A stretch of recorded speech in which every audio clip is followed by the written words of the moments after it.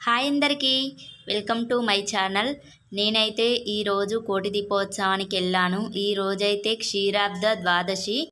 లోపలికి వెళ్ళేటప్పుడైతే 7 ద్వారాలైతే పెట్టారు. వెళ్ళేటప్పుడు లోపలనైతే ఫస్ట్ మనకైతే వెంకటేశ్వర స్వామి అయితే దర్శనం ఇస్తారు. తర్వాతనైతే లోపలనైతే ఇట్లుంటుంది, అన్ని టేబుల్స్ మీద ప్రమిదలు, ఆయిల్, వత్తి, పువ్వులు మొత్తం వాళ్ళే ఇస్తారు. మనం ఏం తీసుకోవాల్సిన అవసరం లేదు. పోయినాక ఇట్లా మనం అలంకరణ చేసుకోవడమే.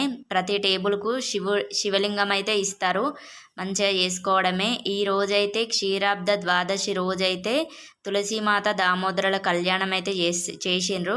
తులసీమాత కళ్యాణం చేసిర్రు కాబట్టి క్షీరాబ్ద ద్వాదశి రోజైతే తులసి దళం వేసి శివుణ్ణి పూజించితేనైతే చాలా మంచిదంట. ఈరోజు అక్కడ పూజలోనైతే అట్లనే చేపించిండ్రు అందరితోటి. చాలా బాగా అనిపించింది. తర్వాతనైతే దీపాలు పెట్టేసి అయితే ఇంటికి వచ్చేసాం పూజ అయిపోయిన తర్వాత. థ్యాంక్